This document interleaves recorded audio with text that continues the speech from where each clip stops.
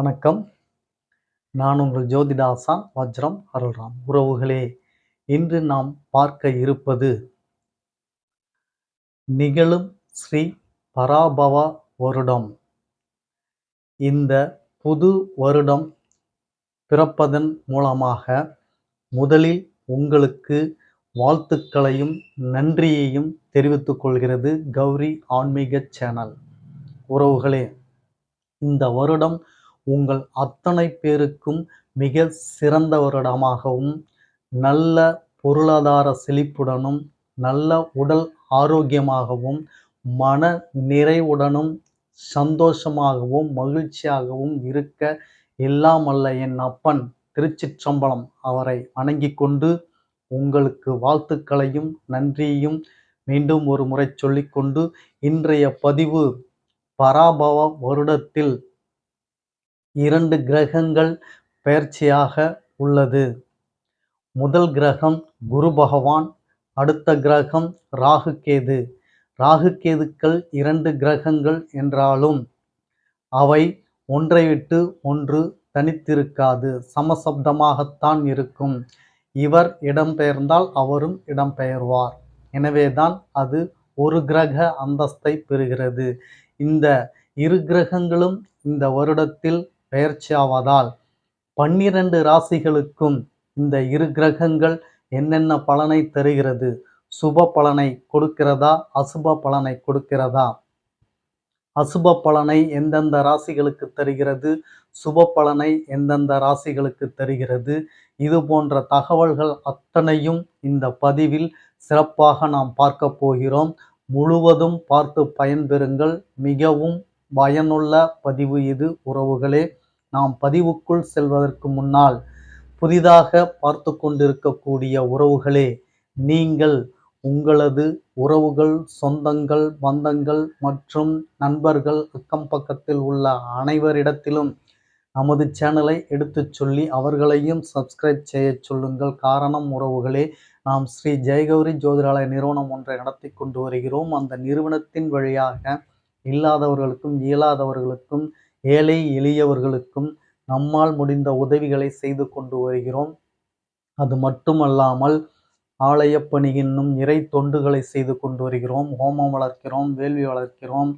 இது போன்ற நற்காரியங்களை செய்து கொண்டு வரும் பொழுது நாம் செய்யக்கூடிய இந்த காரியத்தின் பலனாக கிடைக்கப்பெறும் புண்ணியங்கள், அந்த புண்ணியங்கள் அத்தனையும் கௌரி ஆன்மீக சேனலின் பார்வையாளராக இருக்கக்கூடிய உங்கள் ஒவ்வொருவருக்கும் கிடைக்கப்பெற வேண்டும் என்ற எண்ணத்தில் தான் அவ்வாறு சொல்கிறேன். ஏனென்று பார்த்தோம் என்றால் உறவுகளே, நீங்கள் நமது சேனலில் சப்ஸ்கிரைபராக இணைந்துவிட்டால், நீங்கள் சப்ஸ்கிரைபராக இணையும் பொழுது நமது குடும்பத்தில் ஓர் அங்கத்தினராக நீங்கள் ஆகிவிடுகிறீர்கள். எனவே நீங்களும் நமது குடும்பமாக ஆகும் பொழுது நாம் செய்யக்கூடிய இந்த நற்பலனால் கிடைக்கக்கூடிய அத்தனை பலன்களும் உங்கள் ஒவ்வொருவருக்கும் கிடைக்கப்பெறும் என்பதில் மாற்று கருத்து இல்லை. எனவே நீங்கள் நமது சேனலில் இணைந்து கொள்ளுங்கள், சப்ஸ்கிரைப் செய்யுங்கள். நான் சொன்னது போல அடுத்தவர்களிடம், உங்கள் உறவு நண்பர் அத்தனை பேரிடம் எடுத்துச் சொல்லி அவர்களையும் சப்ஸ்கிரைப் செய்ய சொல்லுங்கள். முதலில் பார்த்து கொண்டிருக்கும் நீங்கள் சப்ஸ்கிரைப் செய்யுங்கள்.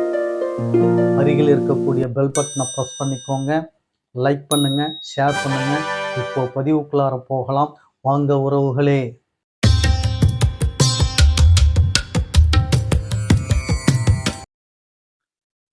உறவுகளே, மீண்டும் ஒரு முறை அனைவருக்கும் இனிய தமிழ் புத்தாண்டு வாழ்த்துக்களை தெரிவித்துக் கொள்கிறேன் உறவுகளே. இந்த ஸ்ரீ பராபவ வருடம் எல்லோருக்கும் சிறப்பாக இருக்குமா என்று நாம் பார்க்க உள்ளோம். அதற்கு காரணம், இந்த வருடத்தில் 2 முக்கிய கிரகங்கள் பெயர்ச்சியாகின்றன. அந்த முக்கிய கிரகமான குரு பகவான் ஒருவர், மற்றொருவர் ராகு கேதுக்கள்.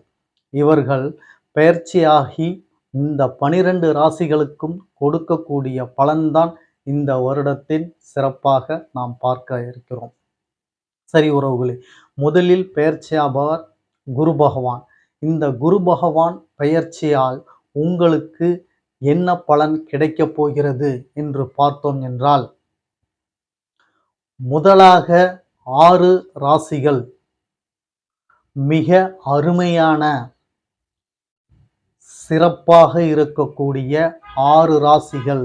இந்த 6 ராசிகளுக்கும் குரு பகவான் அளப்பரிய பலனை தருகிறார். யோகம் என்று சொல்லலாம். மிக பெரிய ஒரு வாய்ப்பையும் அதிர்ஷ்டத்தையும் நற்பலன்களையும் அள்ளி கொடுக்கிறார் இந்த 6 ராசிகளுக்கு. அது எந்தெந்த ராசி ஐயா 6 ராசிகள் என்று சொல்கிறீர்கள், எந்தெந்த ராசி என்று சட்டென்று சொல்லுங்கள் என்று நீங்கள் கேட்பது புரிகிறது. 6 ராசிகளில் முதலாவதாக வரக்கூடிய ராசி ரிஷபம், அடுத்தது 2வது ராசி கடகம், 3வது ராசி கன்னி, 4வது ராசி விருச்சிகம், 5வது ராசி மகரம், 6வது ராசி மீனம். இந்த 6 ராசிகளுக்கும் இந்த வருடம் மிகவும் சிறப்பாகவும் அமோகமாகவும் வெற்றி, தொட்டது அத்தனையும் வெற்றி, நினைத்தது அத்தனையும் நடக்கிறது. நற்பெயரும் களங்கமும் இருந்தது எல்லாம் ஓடிப்போய் நற்பெயரையும் புகழையும் சம்பாத்தியத்தையும் வருமானத்தையும் உங்களுக்கு கொடுத்து உங்களை புகழின் விளிம்புக்கு கூட கொண்டு செல்லக்கூடிய ஒரு அருமையான பெயர்ச்சி தான் இந்த குரு பகவானின் பெயர்ச்சி. இந்த 6 ராசிகளுக்கும் மிக சிறப்பான பலனை தருகிறார் இந்த வருடத்தில் இடம்பெயரும் குரு பகவான். இந்த குரு பகவான் எப்பொழுது இடம்பெயர்கிறார், என்றைக்கு என்று பார்த்தோம் என்றால், மே மாதம் 26ஆம் தேதி செவ்வாய்க்கிழமை அன்று 11:08 மணிக்கு குரு பெயர்ச்சி ஆகிறார். வாக்கிய பஞ்சாங்க பிரகாரம். சரி உறவுகளே, அடுத்தது உங்களுக்கு துலாமும் கும்பமும் மத்தியமமாக இருக்கக்கூடிய ராசிகள். ஏதோ பரவாயில்லைங்க, நல்லா போயிட்டு இருக்கு அப்படின்னு சொல்லக்கூடிய அளவுக்கு குரு பகவான் கொடுக்கக்கூடிய பலன்கள் இந்த 2 ராசிகளுக்கும், துலாத்துக்கும் கும்பத்திற்கும். மீதமுள்ள 4 ராசிகள் என்னென்ன ராசி என்று உங்களுக்கே தெரிந்திருக்கும். மேஷம், சிம்மம், தனுசு. இந்த ராசிகள் 4 ராசிகள். இந்த 4 ராசிகளும் உங்களுக்கு மிக மோசமான ஒரு நிலையை குரு பகவான் தருகிறார் என்றுதான் சொல்ல வேண்டும். காரணம், உங்களுக்கு குரு பகவானின் அனுகிரகம் குறைவாக இருப்பதால் உங்களுக்கு அவருடைய முழு பலன்கள் கிடைக்காமல் போகக்கூடிய நிலை இருக்கிறது. எனவே குரு பகவானின் அனுகிரகம் உங்களுக்கு குறைவு. ஆயினும் குரு பகவானுடைய அனுகிரகம் குறைவாக இருந்தாலும் பின்னால் வரக்கூடிய ராகு கேது பெயர்ச்சி அவர்கள் கூட உங்களுக்கு நல்ல பலனை தரலாம். எனவே குரு பகவான் நமக்கு சிறப்பான பலனை தரவில்லையே என்ற குறைகளோ கவலைகளோ உங்களுக்கு தேவையில்லை. நான் உங்களுக்கு முக்கியமாக ஒன்று சொல்லிக்கொள்வது என்னவென்றால், இது அத்தனையும் பொது பலன்கள் தான். நான் சொல்லக்கூடிய பலன்கள் அத்தனையும் உங்களுக்கு குறைந்தபட்சமாக 60% தான் பலனை தரும். மீதி 40% பலன்கள் உங்க ஜாதக பிரகாரம் லக்னத்தின் அடிப்படையில் தான் நிகழும். இரண்டும் இணையும் பொழுது உங்களுக்கு 100% பலன்கள் கிடைக்கும். உங்களுக்கு புரியும்படி சொல்ல வேண்டுமென்றால், இப்பொழுது பெயர்ச்சியாகக்கூடிய குரு பகவான் நான் சொன்ன 6 ராசிக்காரர்களுக்கு சிறப்பான பலனை தருகிறார். அந்த 6 ராசிக்காரர்களில் ஒரு ராசியாக இருக்கக்கூடியவருக்கு லக்னமும் சிறப்பான லக்னமாக நல்ல தசா புத்தி அவருக்கு இயங்கி கொண்டிருந்தால் குருவும் சுப பலனை தருகிறார். அவருக்கு நடக்கக்கூடிய தசா புத்தியும் நல்ல தசா புத்தியாக இருக்கிறது. இரண்டும் இணையும் பொழுது அவருக்கு 100% பலன்கள் கிடைத்துவிடும். இங்கு குரு பகவான் சுப நிகழ்வை தருகிறார் கோச்சாரத்தில். அவர் ஜனன ஜாதகத்தில் சரியில்லாத தசா புத்தி நடக்கிறது என்றால் அவருக்கு பலாபலன்கள் 60% சிறப்பாக இருந்தாலும் அதில் 40% கழித்துவிட்டால் 20% பலன்தான் அவருக்கு நல்ல பலனாக கிடைக்கும் என்பதை நீங்கள் புரிந்து கொள்ளுங்கள்.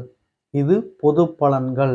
உங்களுக்கு 60% தான் இது கிடைக்கப்பெறும். மீதி 40% பலன்கள் உங்கள் லக்னத்தின் அடிப்படையில் தான் தீர்மானிக்கப்படுகிறது. எனவே நமது ராசிக்கு குரு பகவான் பலம் தரவில்லையே என்ற ஏக்கமோ கவலையோ உங்களுக்கு வேண்டாம் என்று மீண்டும் ஒரு முறை சொல்லிக்கொண்டு, ராகு பகவானின் பெயர்ச்சிகள் நாம் அதை தனியாக அதற்கு பதிவு போட உள்ளோம். ஏனென்றால் அது ஐப்பசி மாதத்தில் தான் அந்த கிரகங்கள் பெயர்ச்சியாகிறது. அப்பொழுது நாம் ஒவ்வொரு ராசிக்கும் தனித்தனியாக அதற்கு பலாபலன்களை பார்த்து விடலாம்.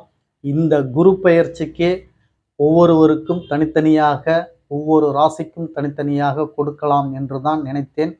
வேலைப்பளுவின் காரணமாக கால நேரம் அமையாததால் மொத்தமாக உங்களுக்கு குரு பலனை சொல்லிவிட்டேன். இது போன்ற 6 ராசிகளுக்கு சிறப்பான பலனையும், 2 ராசிகளுக்கு மத்தியமான பலனையும், 4 ராசிகளுக்கு கொஞ்சம் அனுகிரகம் இல்லாத பலனையும் தருகிறார் இந்த குரு பகவான். இந்த குரு பகவானின் அனுகிரகத்தை பெற 4+2 6 ராசிக்காரர்களும் குரு பகவானின் அனுகிரகம் பெற குரு பகவானை வழிபாடு செய்யுங்கள். நான் ஏற்கனவே சொன்னது போல நவகிரக அமைந்துள்ள நவகிரகத்தில் குரு பகவானிடம் சென்று நீங்கள் மஞ்சள் வஸ்திரம் சாத்தி வியாழக்கிழமை குரு ஓரையில் நீங்கள் வழிபட்டீர்கள் என்றால் மிக சிறப்பை தரும். உங்களுக்கு வரக்கூடிய கஷ்டங்களோ இன்னல்களோ துன்பமோ அதை குறைத்து கொடுப்பார். செய்து கொண்டு வாருங்கள், மிக சிறப்பான பலனை தரும். உறவுகளே, குரு பகவானுடைய இந்த பெயர்ச்சி இந்த வருடத்தில் எல்லோருக்கும் சிறப்பாக அமைய வேண்டும் என்று உங்களுக்கு வாழ்த்துக்களையும் நன்றியையும் தெரிவித்துக் கொண்டு, ராகு பகவானின் பெயர்ச்சி அது தனியாக பார்த்து விடலாம். ஐயா அதை சொல்லவில்லை என்ற கவலை உங்களுக்கு வேண்டாம். அதை ஒவ்வொரு ராசிக்கும் தனித்தனியாகவே சொல்கிறேன். உறவுகளே, இந்த பதிவு உங்களுக்கு அத்தனை பேருக்கும் மிக சிறப்பான பதிவாக மகிழ்ச்சியோடு இருந்திருக்கும் என்ற நம்பிக்கையில் மீண்டும் அடுத்த பதிவில் உங்களை சந்திக்கும் வரை உங்களுக்கு நன்றி, வணக்கம் சொல்லிக்கிறேன் உறவுகளே.